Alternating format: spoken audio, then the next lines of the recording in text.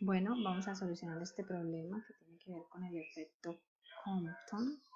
El ejercicio plantea que hay un fotón incidente que tiene una energía inicial de 0,8 megaelectronvolts y es esparcido por un electrón libre que se encuentra inicialmente en reposo en esta posición. La energía de emisión del fotón final depende únicamente del ángulo de dispersión y en este caso pues los dos tienen el mismo ángulo. Ahora, lo primero que nos preguntan es ¿cuál es la longitud de onda del fotón incidente? Esta pregunta se puede resolver muy fácil porque conocemos la energía inicial del fotón. Esta energía inicial del fotón es igual a la constante de Planck por la frecuencia. Y además, la velocidad del fotón, que es igual a la velocidad de la luz en el vacío, es equivalente a la longitud de onda por la frecuencia.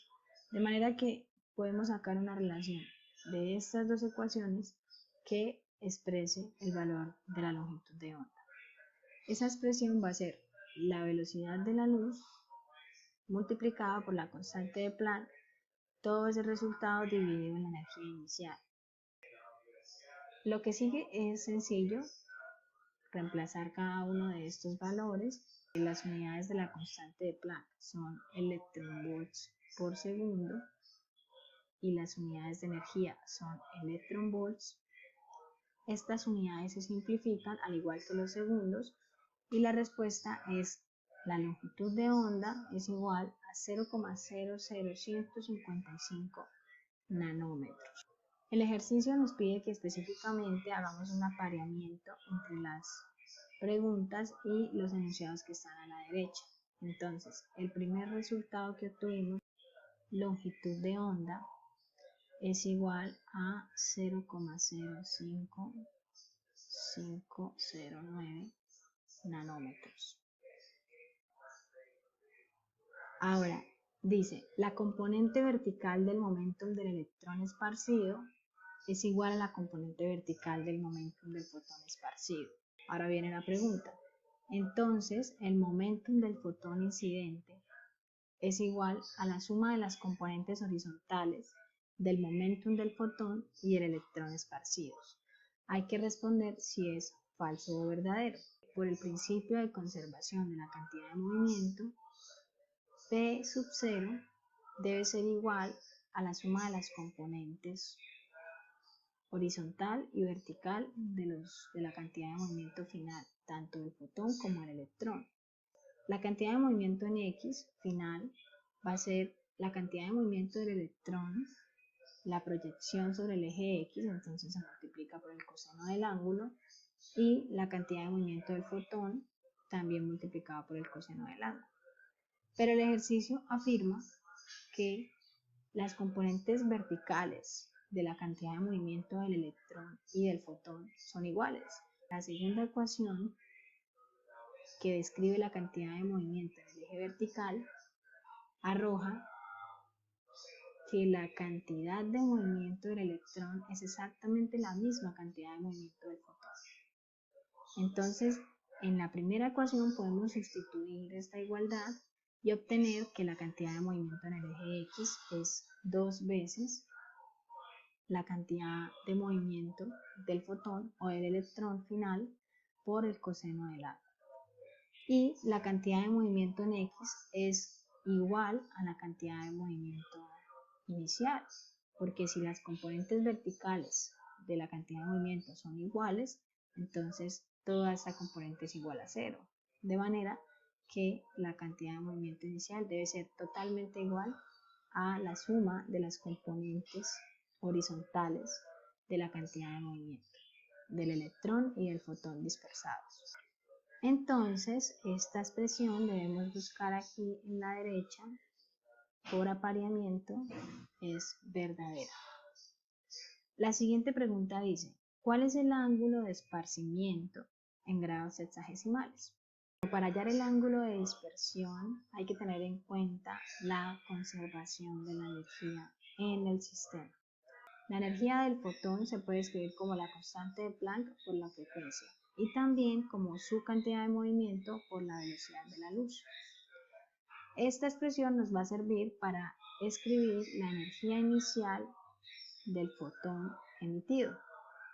Ahora, este segundo término corresponde a la energía inicial del electrón. Únicamente tiene una energía que está asociada a su masa.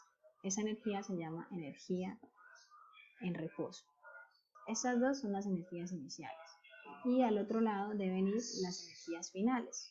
La energía final del electrón, puesto que ya no está en reposo, debe ser toda esta expresión.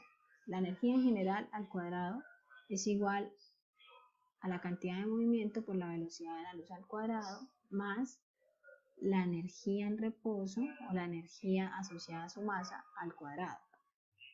Al sacar la raíz tenemos la energía del electrón. Y la energía final del fotón la podemos escribir como la cantidad de movimiento final por la velocidad de la luz.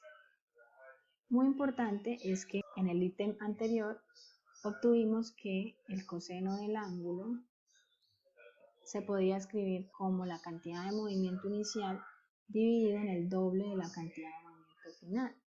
Esta cantidad de movimiento inicial la podemos sustituir fácilmente porque conocemos la energía inicial del fotón. Entonces la podemos escribir como la energía inicial del fotón dividido en la velocidad de la luz. ¿Qué es lo único que nos falta conocer en esta ecuación para poder hallar el ángulo de dispersión? ¿Cuál es toda esta expresión? El doble de la cantidad de movimiento final por la velocidad de la luz. Y esta expresión la podemos obtener de esta igualdad. Primero, enviar este término a la izquierda con el signo menos. Y luego, para eliminar la raíz, para simplificarla, elevar al cuadrado a ambos lados de la igualdad. ¿Qué obtenemos en este extremo? La energía inicial al cuadrado. Recordemos que la energía inicial es la suma de estos dos términos. Resolvemos el binomio cuadrado y obtenemos toda esta expresión. Pero este término que aparece en la izquierda también está en la derecha. Entonces se cancelan. Aquí debería ir la cantidad de movimiento del electrón.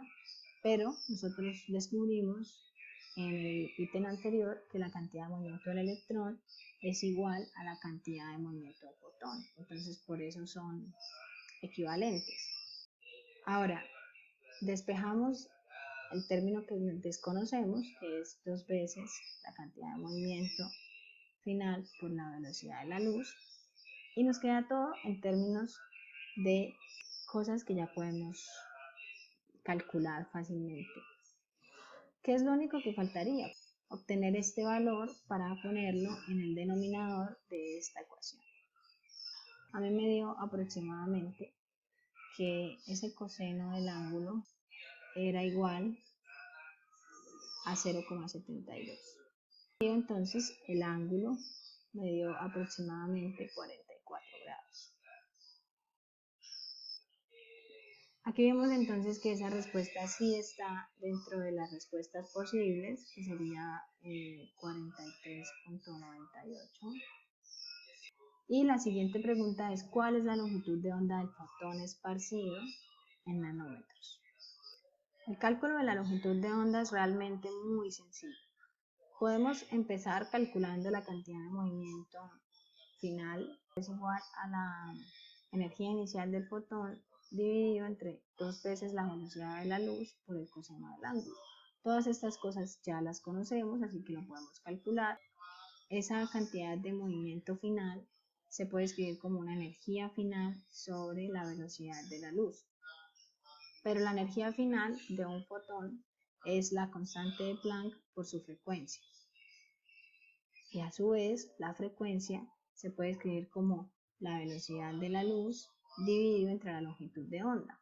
Al sustituir eso en esta ecuación, se cancela la velocidad de la luz y nos queda finalmente que la cantidad de movimiento final es la constante de Planck por la longitud de onda final, o sea, la longitud de onda del fotón esparcido. Estos dos ya los podemos calcular, la constante de Planck y la cantidad de movimiento, pues la podemos evaluar en esta expresión para obtener el resultado. Bueno, al reemplazar cada uno de los valores en esa ecuación, debemos obtener como resultado que la longitud de onda del fotón esparcido en nanómetros corresponde a 0,00223 nanómetros. Y por último nos dice, la magnitud del momentum del fotón esparcido es la misma del electrón, lo cual también es verdadero, pero como no está en ninguna de las respuestas, ponemos ninguna. Y listo. Bueno, hemos concluido el ejercicio y quiero comentar que este fue uno de los problemas que salió en un parcial de física moderna del semestre pasado. Y este es el final del video.